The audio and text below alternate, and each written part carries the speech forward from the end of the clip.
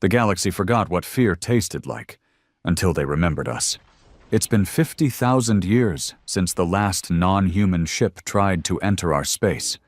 50,000 years since the screams of dying fleets echoed across the stars, since the last desperate alien begged for mercy that never came. They called it the Line of Silence now, a jagged border of shattered moons and dead outposts that circled what used to be Earth's territory. Not one probe had returned from beyond it, not one scout ship, no ambassador, no drone. No one dared step over it, not anymore. But they remember. They whisper stories of the humans, monsters in flesh, creatures that built machines so advanced they made gods jealous, and then turned them into weapons. Species after species banded together, hoping to wipe us out. A grand coalition, they called it. Dozens of empires, hundreds of fleets, all marching toward Earth to tame the beasts they believed were too wild for peace. They were wrong. I wasn't alive when it happened, of course. No one was. But we feel the echo, the way they look at our direction in the stars and flinch, the way their legends start with, "Back when the humans still roamed." They don't talk about what happened on the edge of Sewell, not out loud. But the memory, it's carved into the bone of every alien child. Mothers warn their offspring to behave, or the humans will come back. Some of the older races still hold rituals on the anniversary of the last offensive. An entire galaxy remembering one mistake, crossing into human space. Me? I'm a scavenger. Name's Cade. Mid-40s, pilot of a rusted war husk named Grinder, held together by tape, anger, and a reactor that should have melted my spine by now. I don't buy into legends. I believe in salvage, credits, and staying one step ahead of the syndicates. But I also know one thing. Don't go near the line. Not unless you're suicidal or stupid. Unfortunately, my brother was both. He died 2 weeks ago chasing a myth, some old Terran tech floating just beyond the line. He thought it was worth the risk. Thought maybe he'd get rich, maybe even open the gates to something the galaxy hadn't seen in eons.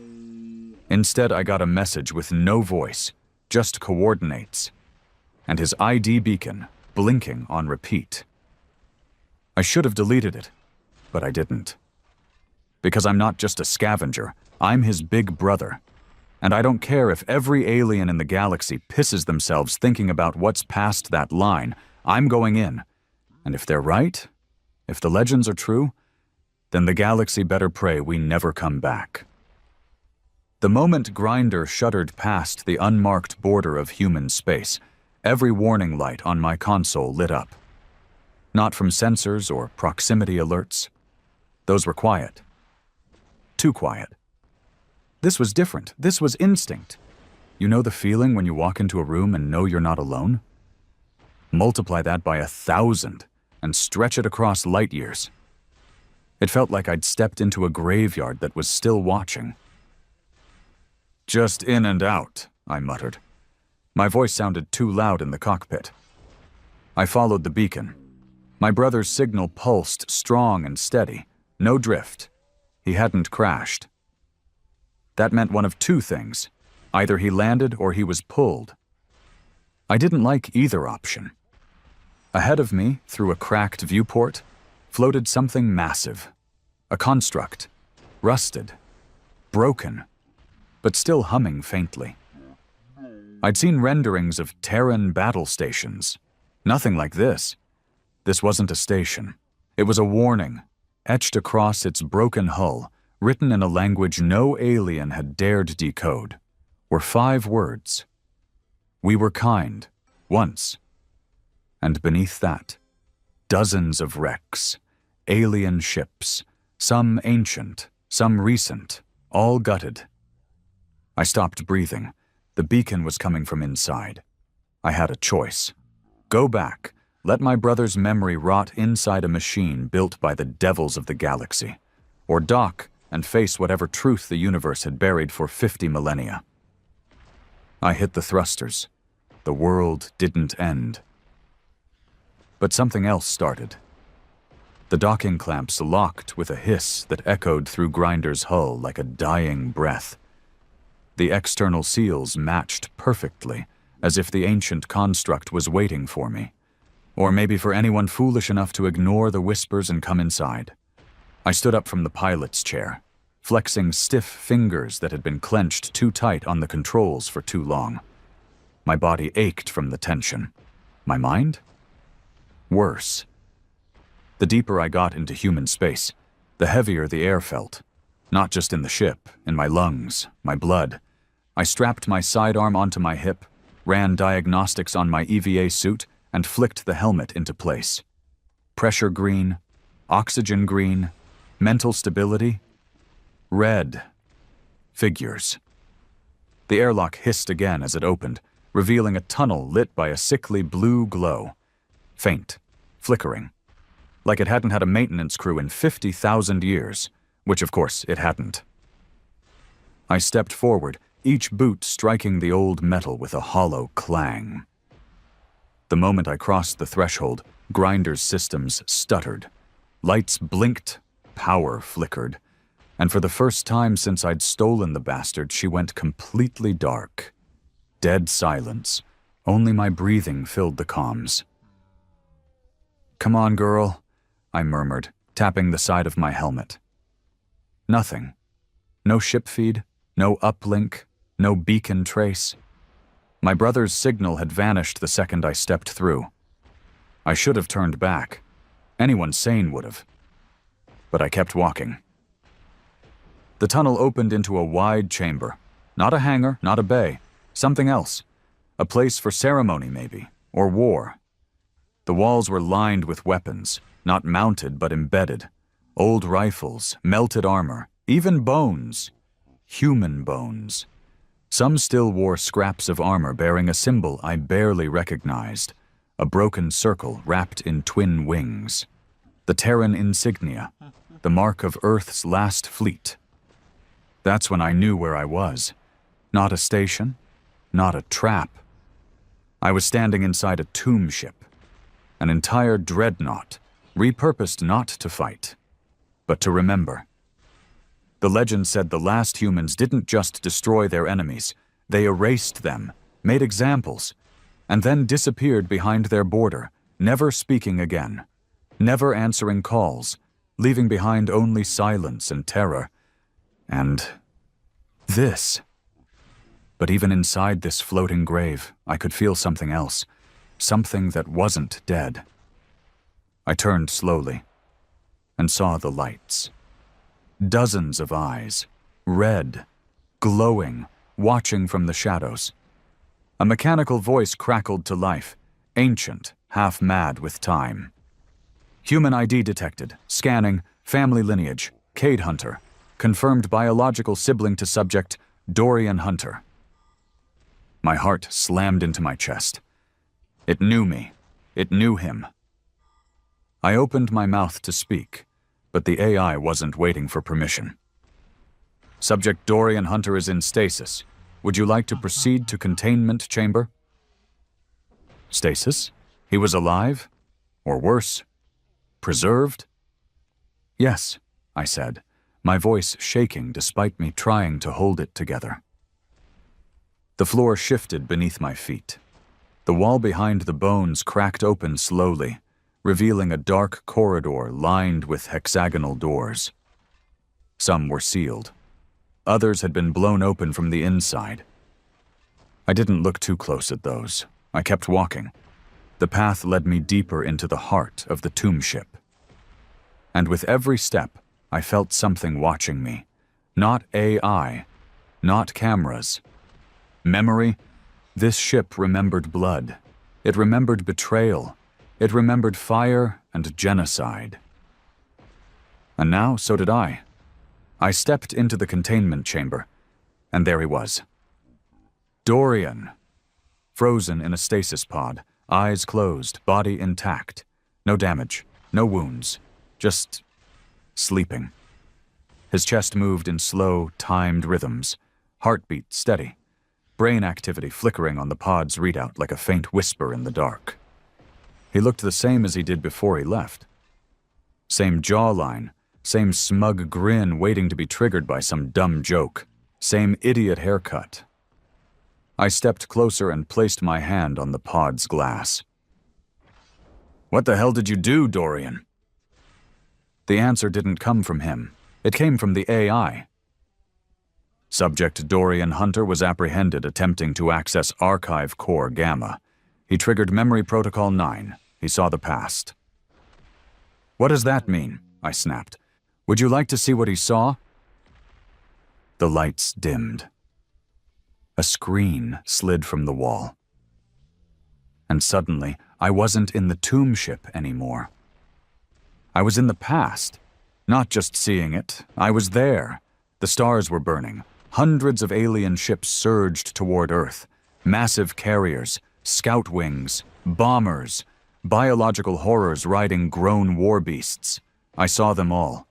Endless fleets from every race that ever learned to fly. They were coming for the humans. Coming to finish the job, and then Earth responded.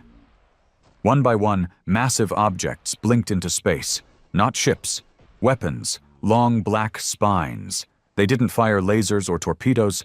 They pulsed once, and entire fleets vanished. Gone.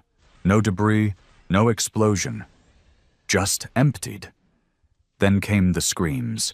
From within the alien ships, from inside their minds. Something was inside them, breaking them. I saw captains claw their faces off, generals babbling in tongues. I saw a seven-eyed emperor blind himself with a blade just to make it stop. And over it all, a voice. A human voice, deep and raw, speaking one sentence across every channel, in every language, in every mind. You asked what makes us dangerous. The answer is that we remember everything you've done. They didn't just fight the invaders. They showed them everything, every genocide, every betrayal, every child that died screaming in the dirt. Then they sent the memories back, and they watched the galaxy fall apart. The feed cut. I dropped to my knees, gasping. Vomit splattered across the floor of the containment chamber. I couldn't breathe, couldn't think. That wasn't war. That was vengeance on a scale I couldn't begin to comprehend. "You broke them," I whispered. "You didn't kill them. You made them remember." And I understood then why they never came back. The galaxy hadn't forgotten because it was scared of weapons. It had forgotten because humans forced it to remember itself. Its worst crimes, its deepest horrors. Humanity weaponized truth, and it worked. "Would you like to awaken Subject Dorian Hunter?" The AI's voice snapped me back. I stood, wiping my mouth. "Yeah," I croaked. "Open the pod." Steam hissed. Lights flickered. His eyelids twitched. And Dorian sat up, eyes wild. "Cade?" he rasped. "You're not supposed to be here." "Yeah, no shit."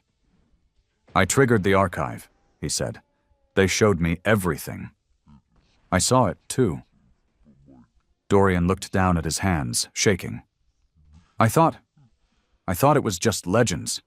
But it's real, all of it. We weren't just dangerous. We were right. They came for us, tried to erase us, and we made damn sure they never forgot. I nodded slowly. "They'll know we're here now, Dorian. We crossed the line. They'll feel it." "I know," he whispered. "It's time they remembered what fear feels like." We looked at each other. Brothers, scavengers, nobodies. But we carried something the galaxy had tried to bury. The legacy of a species that never forgot. And maybe it was time we reminded the stars who we really were. The moment Dorian's pod unlocked, the temperature in the chamber dropped by several degrees. The air inside that ancient dreadnought felt heavier, denser. Not because of anything mechanical, but because something had noticed. Something old, something human. I helped him out of the pod. His legs shook under him, skin pale from stasis. He leaned on me, and for a few seconds, we were just brothers again. Nothing more than blood and bad decisions. But the hum of the ship changed. The tomb ship had gone quiet before. Now it listened.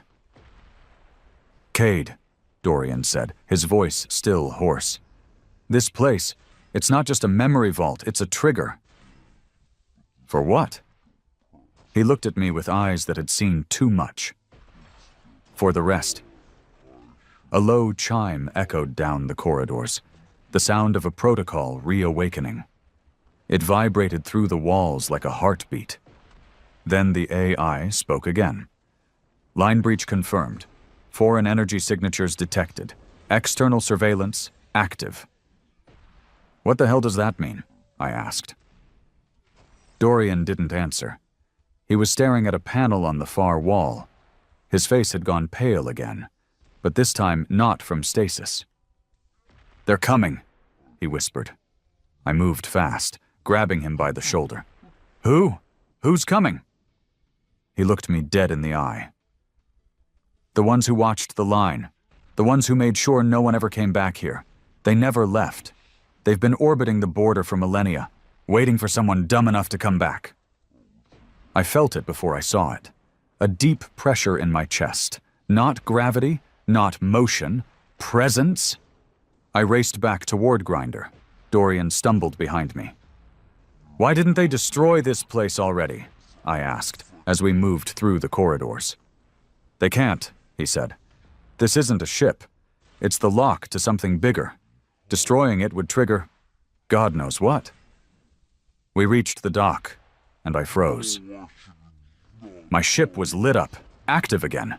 Systems flickered. Lights burned hot. But I hadn't powered it.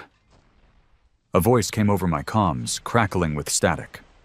"Identify yourself." Not the AI, not Dorian. This was external. Alien. "Who the hell is this?" I replied, stepping onto Grinder's loading ramp.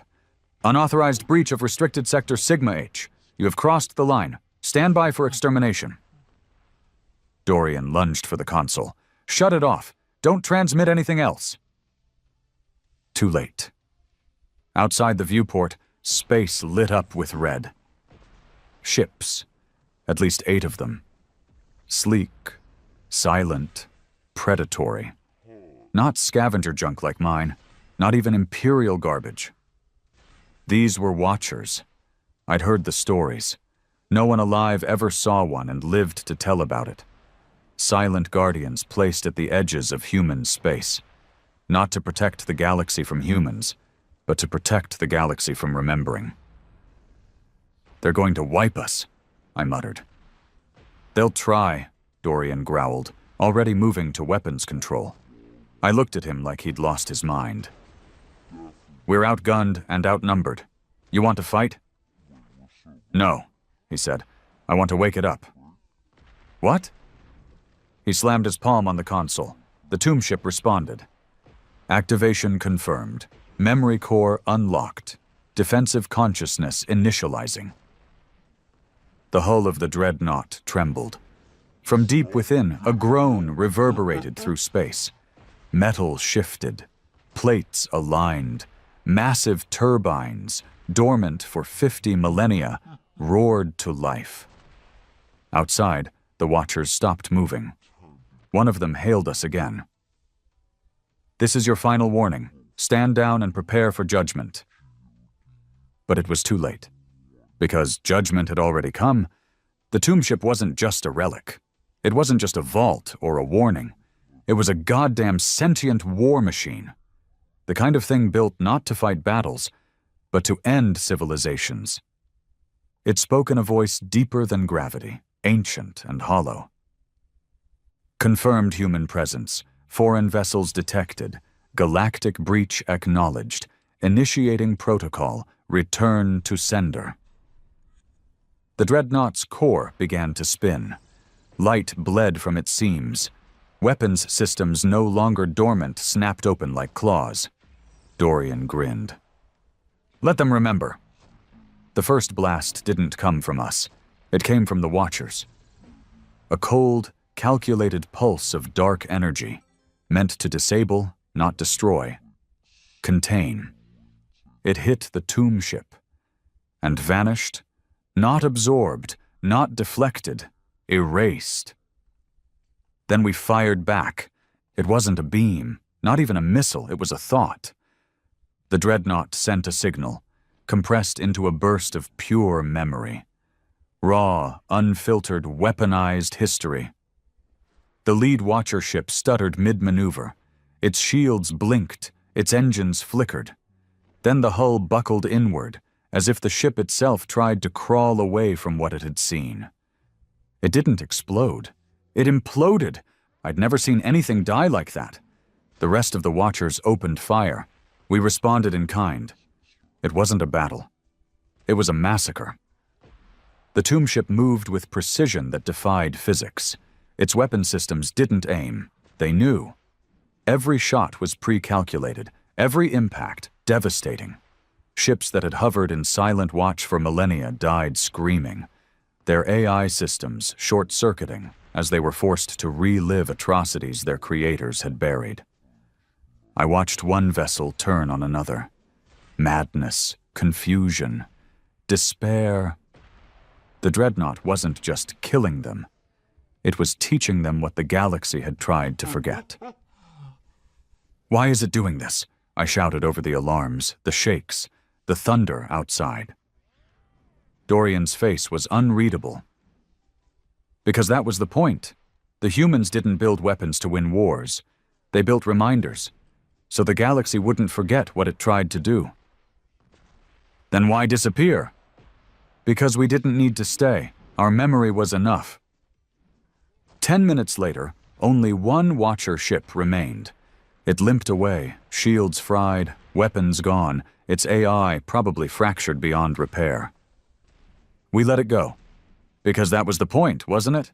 You leave one alive to tell the story? The tomb ship powered down slowly, its glow fading, core returning to sleep. But something had changed. The galaxy knew now. The line had been crossed. The silence was broken. And we were still here. I sat on the ramp of Grinder, sweat cooling on my skin, hands shaking. Dorian sat beside me, staring at the stars with hollow eyes. You knew this would happen, I said quietly. Not all of it. I didn't know what the ship really was, just that something was here. Something they didn't want found. I looked at him. You planning on telling anyone? No, he said. Doesn't matter. That last ship, it'll reach them. They'll spread the word. So, what happens now? Dorian stared out into the void. Now? They remember. He stood, walked back into the ship. I stayed behind for a moment. Just me, the stars, and the dead. I couldn't sleep that night. Kept dreaming of screaming fleets, of empires burning, of children pointing at Earth's coordinates and asking, why can't we go there? And the mothers saying, because they remember, and they never forgive. We had crossed the line. We had woken the past. And now the galaxy would feel what fear really was again. The Galactic Council Chamber hadn't heard silence like this in centuries. Not the thick, strategic kind that comes before a vote, but the kind that crawls under your skin and nests there. The silence of disbelief. The kind of silence that happens after something unthinkable becomes undeniable. The lone surviving Watcher ship hovered in orbital quarantine, still leaking psychic residue. Half the crew were already dead from neurological hemorrhaging. The rest hadn't spoken since arriving. Their minds were gone. But the logs survived. The footage, the screams, the names. Human. The word felt dirty in the mouths of species who'd outlawed it. Entire civilizations had removed it from their language systems. History curriculums described the Terran War like a footnote, a regrettable encounter with primitives. Except primitives didn't vaporize 10,000 ships in a single breath. They didn't create weapons that attacked your soul instead of your ship. They didn't remember like humans did, and now the galaxy did too. The chair speaker of the council, a reptilian creature with half-lidded golden eyes and a voice like sand over glass, spoke first. We confirm the breach of the line. The data provided by Watcher Vessel 8G is authentic. Impossible, muttered the Varn delegate, voice high and panicked. It's propaganda, it must be. The humans are extinct. They are not, snapped the Yulki ambassador, twitching in its water-filled orb. We saw the man, 2 of them. Human biology confirmed by the scans. 1 activated the tomb ship. The room shifted, murmurs bleeding through the air like slow poison. We should have destroyed them when we had the chance, hissed a voice from the back. And you remember how that ended? Another delegate replied, voice brittle. We did try. We gathered every fleet, every technology, every empire, and they turned our own memories into weapons. We swore we would never awaken them again, someone whispered. That was the agreement. Well, said the chair speaker, voice tight, we didn't awaken them. They did. Somewhere, across 3 sectors, another probe vanished. A trader ship blinked into the wrong coordinates and didn't return. On the outer edge of the Kier Dominion, a listening post picked up a signal it hadn't heard in 50,000 years. The Terran Pulse. It wasn't a threat. It wasn't even communication. It was a reminder, a ghost tapping on the shoulder of history. The panic began small, like all great collapses do. A whisper among academics, a flagged report in military channels, a cautious debate in private chambers. But then came the footage. The dreadnought. The voice. The line etched into a rusted hull. We were kind. Once back on the tomb ship, I paced the lower deck. My body buzzed like it had been rewired. I couldn't stop thinking about what I'd seen, what we'd done. I'd killed before, smugglers, pirates, syndicate scum, even one bounty hunter who tried to take me for a minor debt back in Sector 9. But this was different.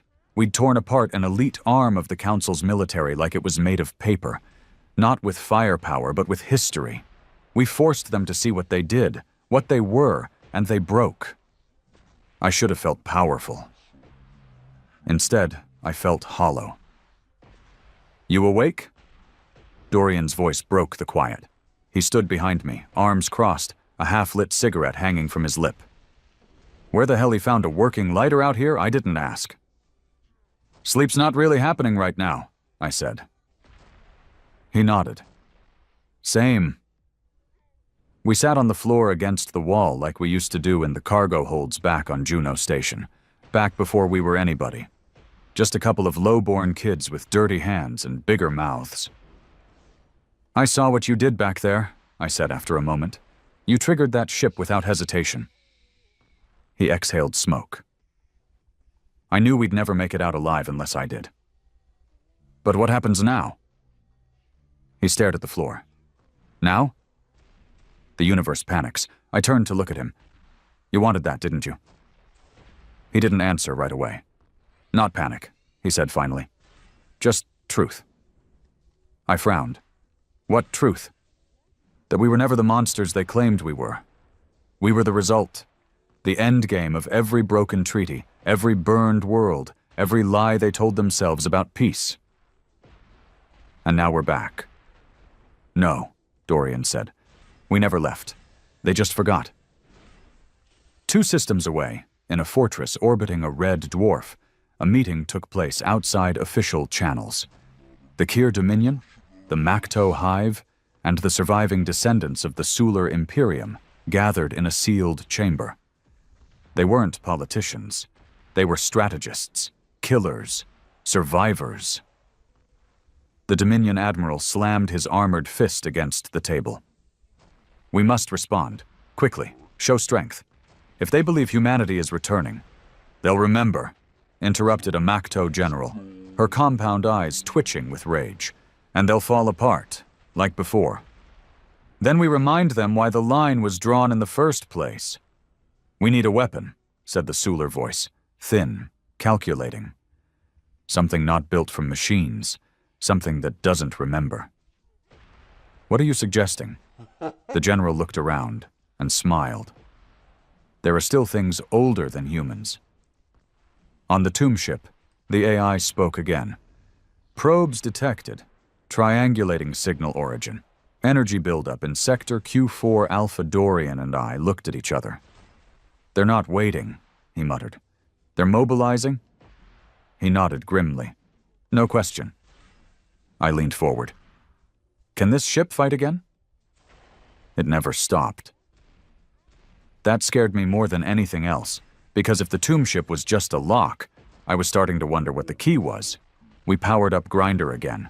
She hummed with new energy, like the tomb ship had fed her some of its old fire. My controls responded smoother. My jump drives read clearer.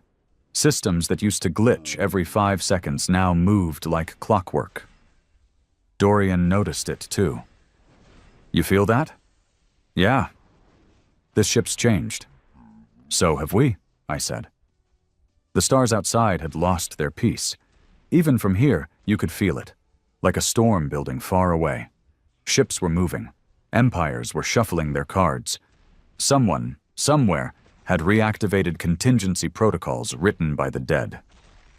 We didn't have long. I brought up the map. What now? I asked.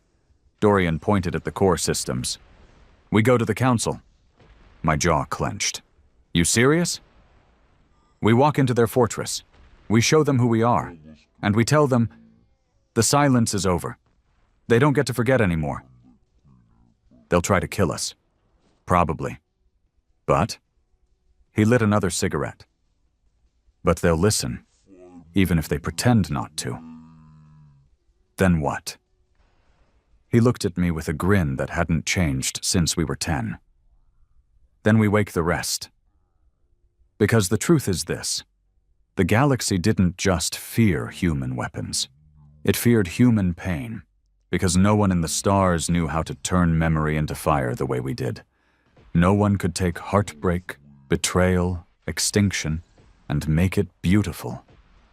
We were gone for 50,000 years, and all it took was one step across the line to remind them. We never left. Council space was supposed to be the safest place in the galaxy. In theory, you didn't just fly into the central systems without clearance, especially not in a ship carrying 2 human signatures and the technological residue of a weaponized relic like the tomb ship. Every law, every fail-safe, every fleet was built on the assumption that if humanity ever reappeared, they'd be wiped out before they made it within 5 light-years of the core. That assumption was already wrong. We were 2 weeks past the tomb ship incident when we dropped out of warp just inside Sector 1. Close enough to feel the heat of their twin stars, far enough that no one noticed us yet. I was behind the controls of Grinder, but she didn't feel like my ship anymore. Ever since we'd left the tomb ship, she'd been different, smoother, smarter. Like the dreadnought had whispered secrets into her frame, rewired her under the hood. Her drive core hummed at half the decibels it used to. Her scans picked up objects before I even requested them. And deep in the code, I found strings that hadn't been there before. Strings that responded to my voice. Terran code. Old. Elegant. Brutal. Dorian sat in the co-pilot's seat, silent. His jaw was clenched, eyes locked on the incoming security grid. We were 5 minutes out from the first satellite checkpoint. I hope you've got a plan, I said. I do. Is it the kind that doesn't get us atomized on entry? No, he said without even a hint of humor. It's the kind that gets us heard. The Council's defensive grid pinged us the moment we passed the outlying marker. A robotic voice came over the comms. Sterile, formal, cold. Unregistered vessel approaching Council airspace. State purpose and identification. I looked at Dorian. He didn't hesitate. Play it. I hit the file. The ship broadcast a short burst of encrypted data. Council format. Proper compression. It was clean. Too clean. Where the hell did you get that? He shrugged. Tombship had a lot of things. There was a pause. Then the voice came back. Transmission received. Proceed to port 12. Do not deviate. Do not power weapons. Do not transmit further. We both exhaled. They bought it, I said. For now. Port 12 was no ordinary station. It hovered above the Council's shadow world, Virion, a place where politics rotted and decisions were made far from the cameras. When we landed, we weren't greeted with diplomats. We were met by soldiers. Black armor, full masks, no insignias, weapons drawn but not raised. 6 of them, surrounding the ramp. One stepped forward. Exit the ship. No sudden movements. If you're who you claim to be, you'll live through the day. Dorian raised his hands and walked out first. I followed, every muscle in my body screaming to move differently. They scanned us. Blood, retinas, bones. They knew what we were now. One of them spoke into a comms link. Confirmed. Subject designation. Human. We were escorted, not to prison, not to an interrogation booth, but to a chamber that hadn't been used in over 50,000 years. The memory room. Carved from black stone. Walls embedded with screens that didn't power on. A ring of chairs designed for species long extinct. One seat in the center, human-sized. They made me sit in it. Then they waited. And the Council arrived. Not in robes, not in chains of office. They came in war gear. Their faces showed what their pride wouldn't let them say aloud. They were afraid. The chair speaker stepped forward. The same golden-eyed creature who'd declared humanity extinct 5 millennia ago. You shouldn't be here, it said. Neither should you, I replied. You were supposed to remember. Its eyes narrowed.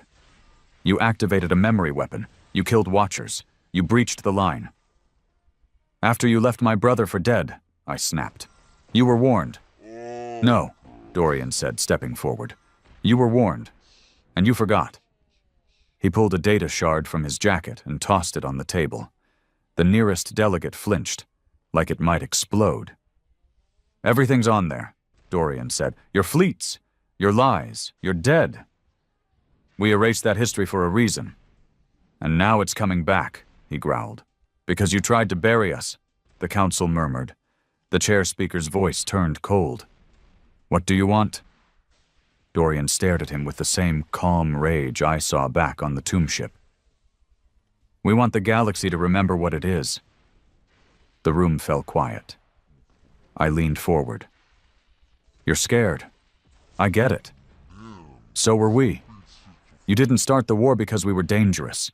You started it because we didn't need you. We advanced faster, built stronger, thought deeper. You were chaotic, unstable. We were human, and that scared you more than anything else. Another delegate stood, Sular bloodline, his voice sharp and filled with venom. What are you threatening us with? Nothing, Dorian said. We don't need to. You saw what the tomb ship did. One relic, half dead, half forgotten, and it brought your Watchers to their knees. He stepped forward. Now imagine how many are still out there. They stared at us, some in disbelief, others in dawning horror. We never came to conquer, I said. We came to survive. You turned us into monsters. Now, you get to live with the consequences. That night we were detained, not imprisoned, but contained. A quiet room in one of the secure towers, far above the city. Dorian looked out over the skyline. Ships moved in tight formations, not civilian traffic, military, rapid mobilization. They don't believe us, I said. No, he said, but they do fear us. That's enough for now. And if they come after us? He turned to me, lit another cigarette. Then we light the fuse. But the council wasn't the only force moving. Far from Virion, in the deep black of the outer void, something else had stirred. It wasn't made of flesh. It wasn't made of steel. It was older than either. A sleeping mind, bound in entropy, wrapped in silence. A remnant of the pre-human wars. The weapon the galaxy swore never to wake. They called it the Shroud Entity. And now, it was watching. Because the only thing that scared the galaxy more than humans was what humans might have locked away. They didn't hold us long. 12 hours, maybe. Then the doors to our containment suite slid open without warning, and a single armored figure stepped in. She removed her helmet. Pale skin, violet veins around her temples, and eyes that flickered with cybernetic overlays. Council security elite, but not like the soldiers from earlier. She walked with less threat and more purpose. "I'm Agent Saren," she said. "I'm here to get you out." I stood. "You're with the Council." "Not anymore." She tossed Dorian a wristband and handed me a datapad. "You need to see this." The screen lit up, feeding directly from the Central Communications satellite net. Unauthorized deep space transmission. Level black encryption. Format unknown. It didn't come from the Council, or a Watcher. It came from somewhere older. The signal was short, no language, no code. Just a pulse, 5 seconds long. Low frequency, measured, deliberate, but alive. Dorian's face lost all color. "That's not possible." I looked at him. "What is it?" He turned to me, slowly. "It's the key code. The one used to lock down the Shroud Entity at the end of the Terran Wars." Agent Saren answered before I could. "It's been reactivated. Back on Grinder, we launched without clearance. Didn't matter anymore. The Council wasn't trying to stop us. They were too busy trying to stop something else. The galaxy had always assumed humans were the peak of terror. They were wrong. We were just the beginning. What we left behind, what we locked away, it had no name, no shape, just the whispers it left behind in the minds of species who'd accidentally wandered too close. The Shroud Entity wasn't a weapon. It was an echo made flesh, a living force of memory and vengeance, a byproduct of the Terran Wars that couldn't be killed, only sealed. And now something had broken that seal. "Who'd be stupid enough to wake it?" I asked, as we broke into faster than light. Dorian stared at the screen. "Someone desperate." "The Council?" He shook his head. "Number, they're afraid of it even more than they're afraid of us. They know what that thing is." I glanced at Saren. "Then who?" She paused before answering. "A splinter faction from the Kyr Dominion. Extremist cult. They call themselves the Sons of Null. They believe humanity is the harbinger, the first storm. They think the Shroud is the second." "So what? They wanted to finish what we started?" "No," she said grimly. "They wanted to erase everything." We reached the Shroud sector in less than 12 hours. It wasn't a real place on the map. No stars, no light, no gravity wells, just black. A section of space left blank for millennia. As soon as Grinder exited warp, every system dimmed. The ship groaned under pressure that wasn't measurable, wasn't even physical. It was psychological. "You feel that?" I whispered. Saren nodded. "Everyone does." First time I came near this sector, one of our crew shoved a spanner into his ear to make the noise stop. I tightened my grip on the controls. The black stretched on forever, and then, out of nothing, movement. Not a ship, not a beacon, not a construct, a shape, writhing, unformed, as if the void itself was coalescing into sentience. Lights flickered across Grinder's panels. Words appeared where no one typed. You return. Dorian stepped forward, voice shaking. It knows us. You were chaotic, unstable. We were human, and that scared you more than anything else. Another delegate stood. Suler bloodline, his voice sharp and filled with venom. What are you threatening us with? Nothing, Dorian said. We don't need to. You saw what the tomb ship did. One relic, half dead, half forgotten, and it brought your watchers to their knees. He stepped forward. Now imagine how many are still out there. They stared at us, some in disbelief, others in dawning horror. We never came to conquer, I said. We came to survive. You turned us into monsters. Now, you get to live with the consequences. That night, we were detained. Not imprisoned, but contained. A quiet room in one of the secure towers, far above the city. Dorian looked out over the skyline. Ships moved in tight formations. Not civilian traffic, military, rapid mobilization. They don't believe us, I said. No, he said, but they do fear us. That's enough for now. And if they come after us? He turned to me, lit another cigarette. Then we light the fuse. But the Council wasn't the only force moving.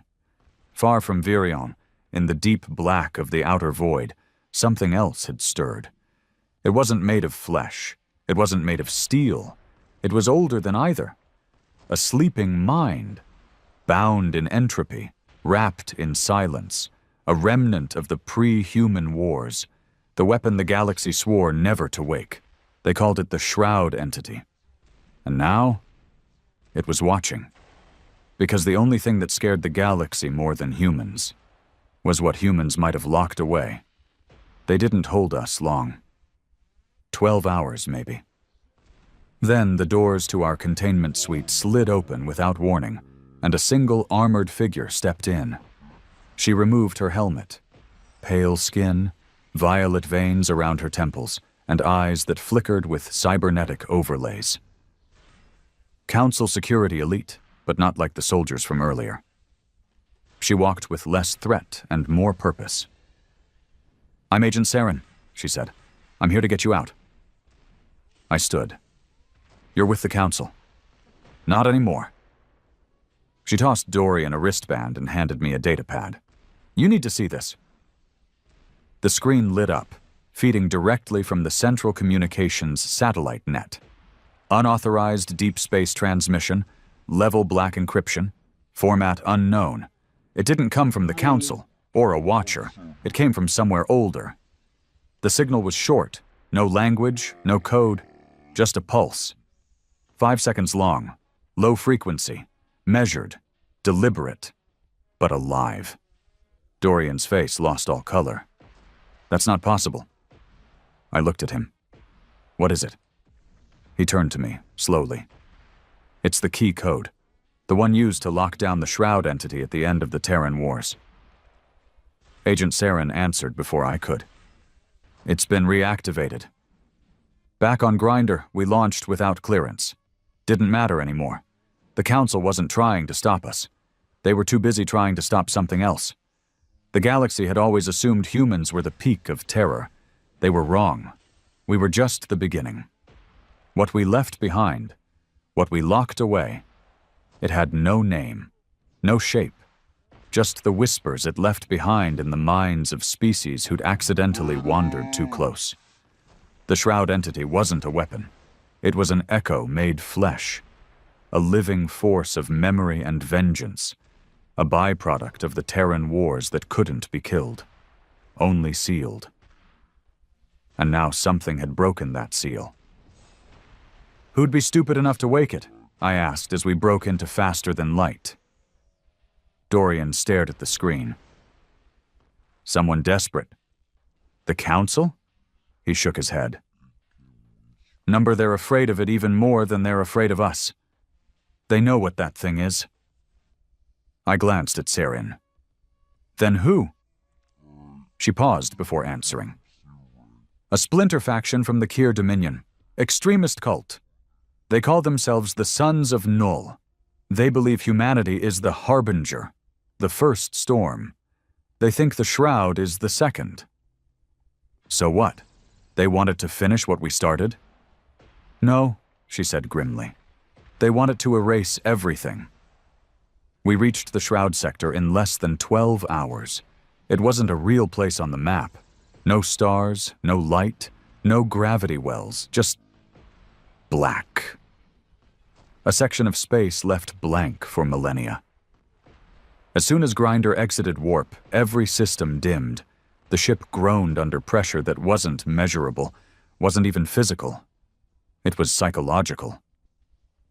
You feel that? I whispered. Sarin nodded. Everyone does. First time I came near this sector, one of our crew shoved a spanner into his ear to make the noise stop. I tightened my grip on the controls. The black stretched on forever.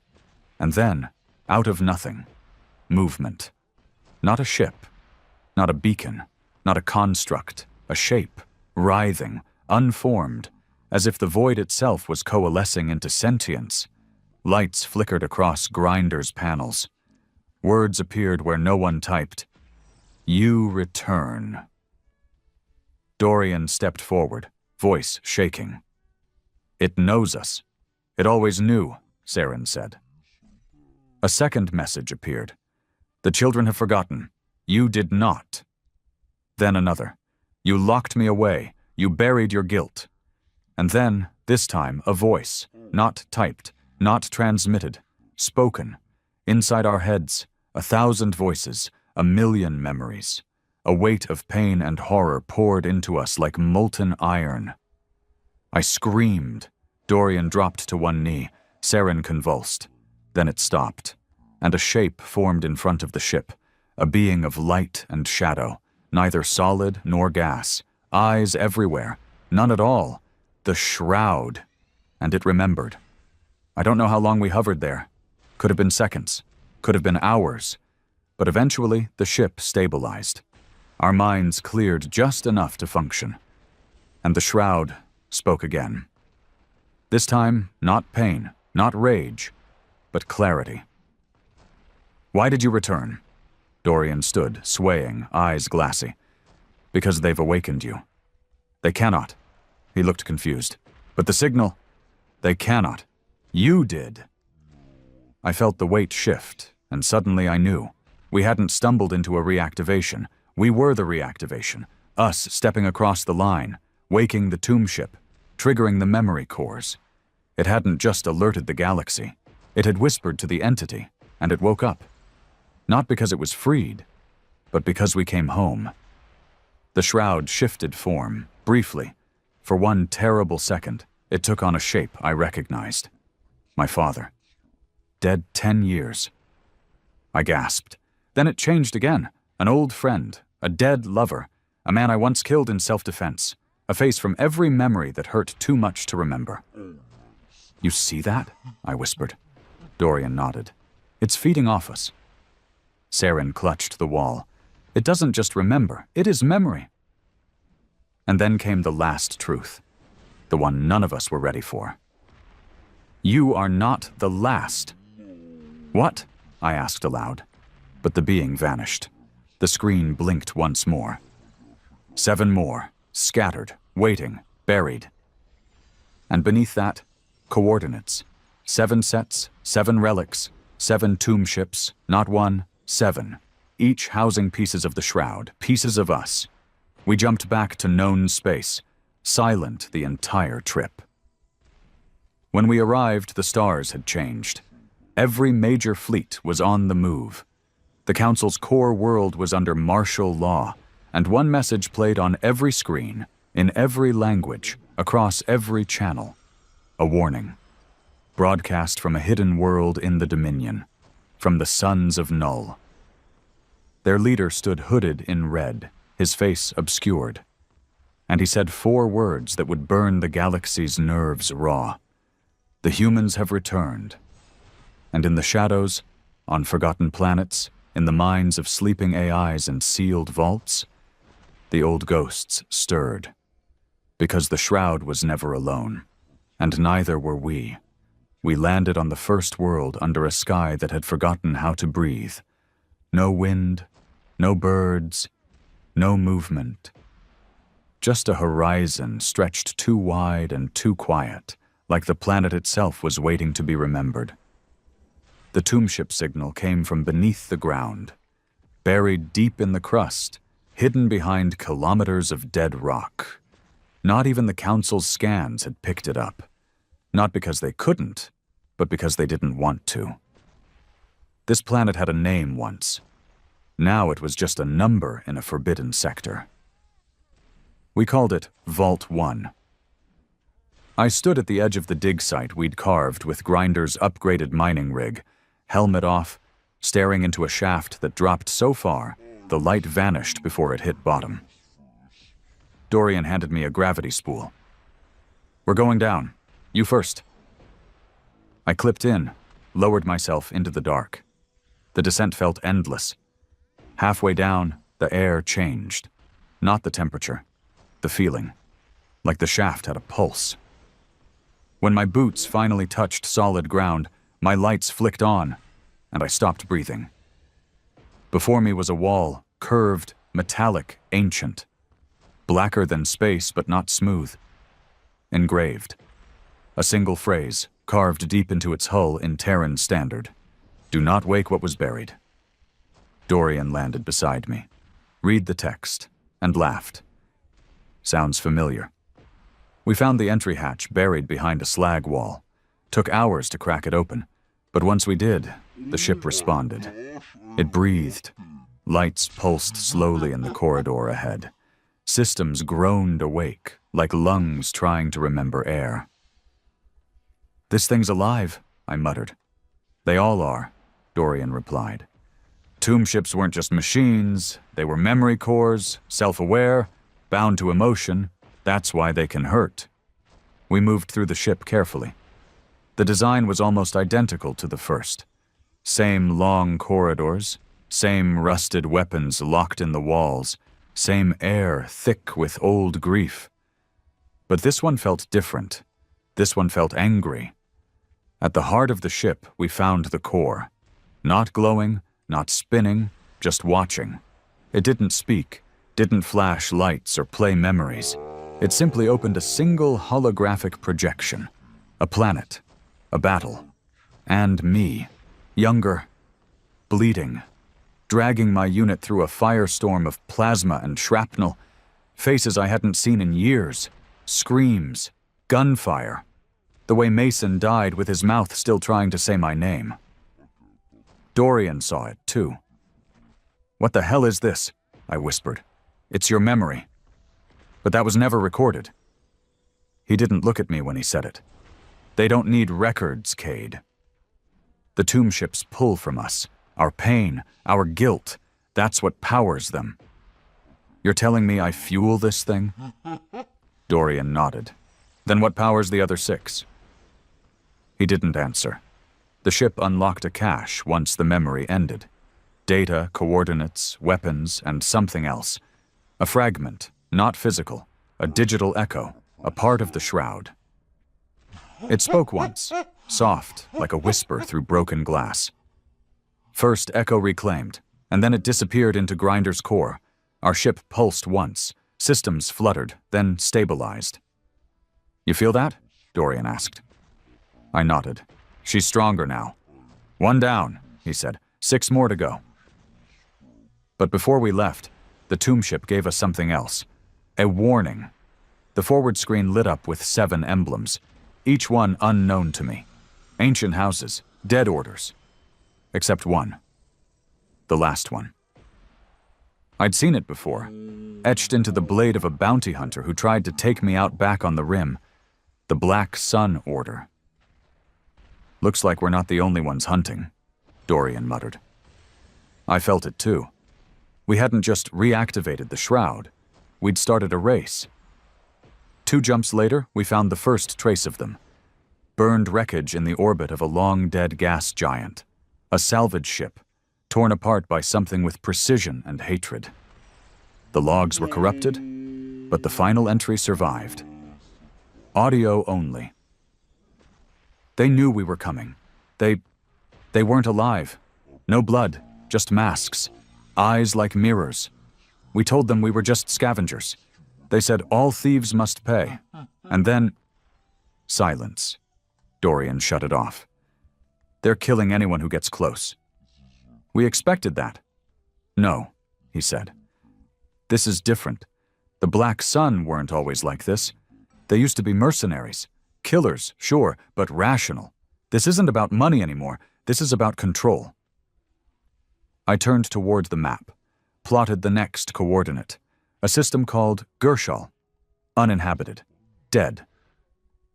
But the shroud fragment was buried beneath its polar ice. We jumped, and the war began. When we entered orbit, the system was already on fire. 3 Black Sun cruisers hovered in low atmosphere, their engines bleeding smoke into the sky. Below, ground teams dug furiously into the ice. They were close. Too close. I didn't ask for permission. I fired the upgraded cannons. 2 shots. 1 cruiser ripped in half. The others turned skyward like beasts awakened. "Hold on!" I shouted as we dove toward the surface. Dorian grinned, locking in weapon systems. Time to remind them who we are. The battle was ugly, not coordinated warfare, just raw violence. Their ships had better armor. Ours had something else. Memory. The first tomb ship fragment nested inside Grinder changed her. The targeting systems reacted to fear, to intention. They predicted enemy moves not through algorithms, but through instinct. We didn't fire where they were. We fired where they were about to be. 1 Black Sun ship went down hard. The other fled. Cowards. We landed fast, hard. Took fire the second the ramp dropped. I didn't flinch. I was already moving, Dorian at my side. Our boots crunched over the blood-soaked ice. The dig site was half collapsed. Their team had been slaughtered, not by us, by what they woke, because the second tomb ship wasn't just dormant. It was angry, and it was awake. We reached the hull entrance. It was open, glowing, not inviting, summoning. Dorian looked at me. We don't have a choice. No, I said. We really don't. We stepped inside. The door sealed behind us, and then the ship spoke. Second echo, rage. The second tomb ship didn't just wake up. It screamed. A sound not through air, not through metal, but through thought. The moment Dorian and I stepped into the core, the walls began to pulse with heat and color, like veins under a skinless body. The entire hull groaned with memory, not from us this time, but its own. This one remembered war. It didn't give us old faces or faded battles. It gave us something else, a projection of the stars, split by flame. Hundreds, no, thousands of ships, both human and alien, caught in a dance of destruction. Explosions in slow motion, bodies freezing in vacuum, screams that never ended. And at the center of it all, a symbol. The Black Sun. Not recent. Ancient. Older than the last Terran War. A group that wasn't just enemies of humanity. They were the ones who started it. They've always been hunting us, I said. No, Dorian whispered. They're the ones who built the weapon we became. I turned to him. What? He stared at the walls as the ship kept bleeding history into our minds. They were the architects of the Purge, the ones who turned the galaxy against Earth. They created the lie, made us the villains. Why? To hide what they did first. The Shroud wasn't just born from humanity's pain. It was forged in betrayal, a backstab that cost Earth her soul. The Black Sun had unleashed something, a prototype weapon, a psychic virus meant to erase enemy cultures, not just physically, but emotionally. A void in memory, a clean slate. They used it on one of Earth's colonies, only it didn't work. Instead, it twisted. And the colony didn't just remember what happened. It became the memory. People fused with grief. machinery welded to trauma. The entire moon turned into something alive with history. And angry. Humanity contained it, locked it. But the damage was done. We didn't create the shroud. We tried to stop it. And the rest of the galaxy chose to believe the Black Sun's lie. The second tomb ship accepted us. It absorbed the first fragment nested in Grinder and added its own. Second Echo integrated, memory core at 29%. The ship powered down, but not completely. It entered sleep, waiting for more. I turned to Dorian. If we unlock all 7, what happens? He didn't answer right away. Then, the shroud becomes whole again. And if it does? He looked at me, not like my brother, not like a man, but like something else was already speaking through him. It becomes justice. We returned to orbit, Grinder burning hotter than before. She wasn't a ship now. She was a part of something much bigger. The shroud was bleeding into her systems, into us. And the galaxy noticed, because waiting for us in orbit wasn't one ship. It was a fleet. The Black Sun had arrived. They didn't fire right away. No, they hailed us. A voice came through, chilled and hollow, not synthetic, not alive, something in between.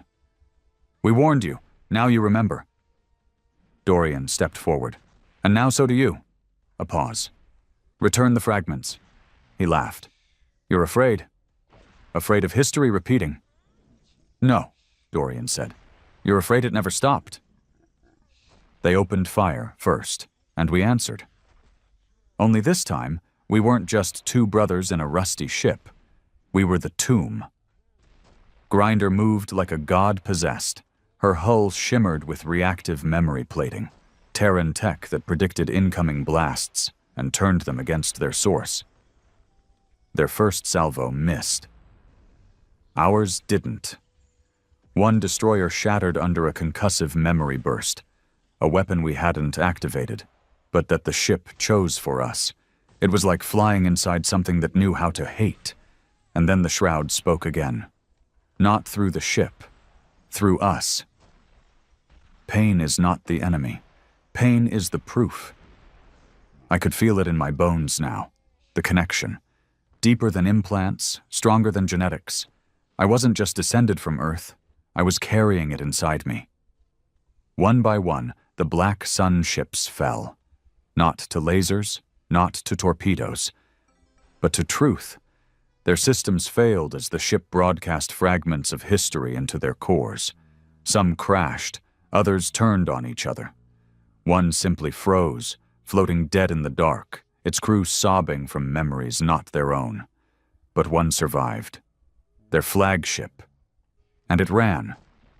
Not out of strategy, but out of fear. And as it jumped to light, it broadcast one final message. They've found the third. Mobilize all sectors. The shroud is returning. We sat in the silence after battle, Grinder healing herself. Dorian didn't speak for a long time. When he finally did, he said something I didn't expect. I don't think we're coming back from this. You mean alive? No, he said. I mean at all. I didn't argue, because I felt it too. We weren't just waking ships. We were becoming something else. Every step deeper pulled us further from who we used to be, but I didn't care, because for the first time I understood. They didn't fear our weapons. They feared our memory. The last coordinates glowed on the console. 6 more tombs, each with its own piece of the shroud, each guarded, each waiting for the bloodline to return. I looked at Dorian. What happens when we reach the last one? He didn't smile, didn't blink. He just said, then they remember everything. For 50,000 years, no one crossed into human space. Now human space is crossing into them, and the galaxy will never forget again.